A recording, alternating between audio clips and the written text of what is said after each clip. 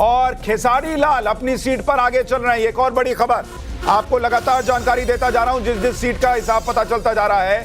खेसारी लाल यादव अपनी सीट पर आगे चलते हुए, शुरू हो गई है वोटों की गिनती। रुझानों में अभी फिलहाल 5 सीट के रुझान, एनडीए 3 पर आगे, महागठबंधन और बोलते बोलते 7 सीट के रुझान, एनडीए 4 पर आगे, महागठबंधन 3 पे आगे और प्रशांत किशोर की पार्टी 1 सीट पर रुझानों में आगे दिख रही है।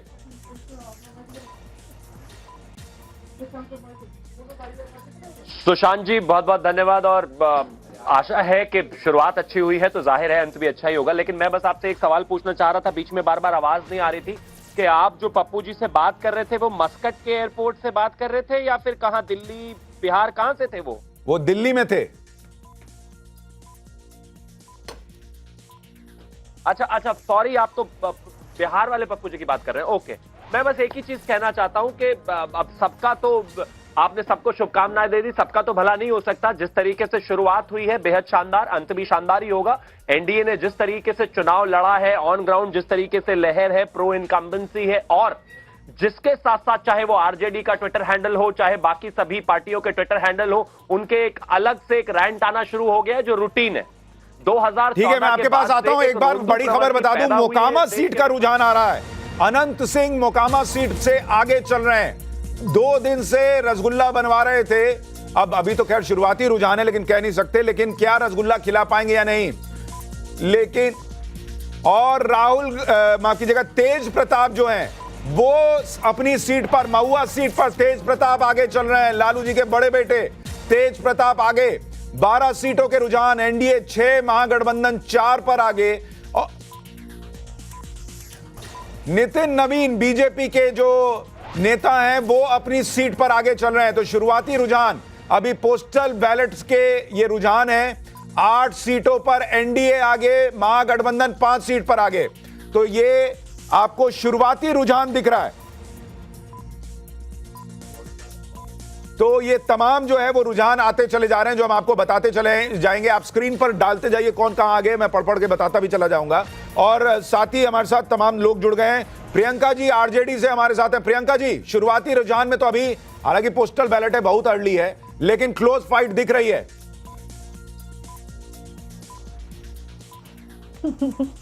पूरे देशवासियों को, पूरे बिहार वासियों को जय भीम, जय बिरसा, जय मंडल, जय संविधान, जय बिहार।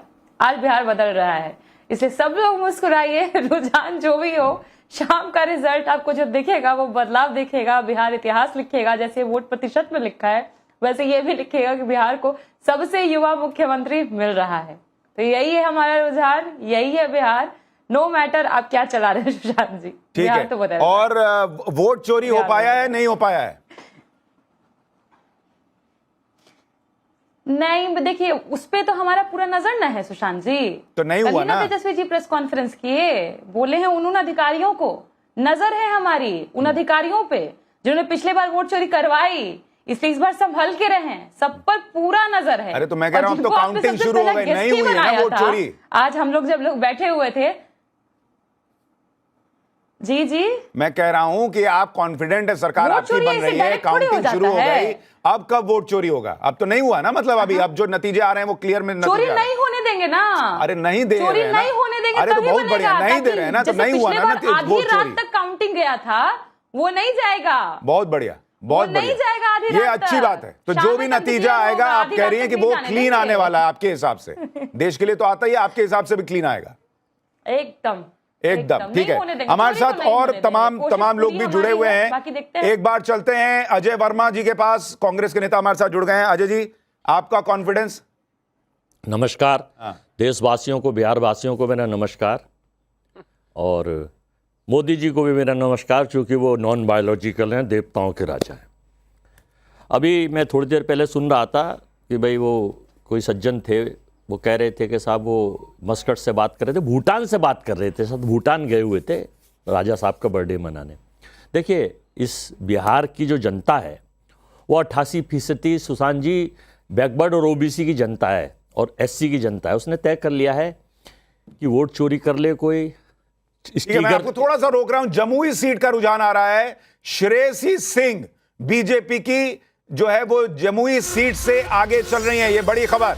अभी शुरुआत में 25 सीटों के रुझान और एनडीए 14 पर आगे, महागठबंधन 10 पर आगे। अन्य को एक सीट का फायदा होता दिख रहा है। सराय रंजन से जेडीयू के विजय चौधरी आगे चल रहे हैं। जमुई से बीजेपी उम्मीदवार को बढ़त मिली हुई है, ये खबर है।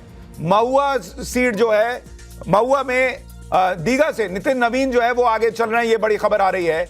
जेडीयू के विजय चौधरी के आगे चलने की खबर आ रही है। जी अजय जी अपनी बात करिए। मैं बता रहा था कि कोई जो वीडियो दिखाते हैं, आपके कैमरे लगे हो, उन पर पर्ची लगा दे, होटलों में मीटिंग कर ले, अपनी सेना बुला के अपने स्टेटों से जगा दे। लेकिन जो जनता ने वहाँ तय कर लिया, छठ मैया का जो आशीर्वाद और देवताओं को आज आशीर्वाद है, पृथ्वी का होगा नहीं ऊपर के का, वो जनता के साथ है, वोटर के साथ है, बिहार के गरीबों के साथ है, युवाओं के साथ है। और वो भी थोड़ी देर में दिखना शुरू हो जाएगा, मिल जाएगा।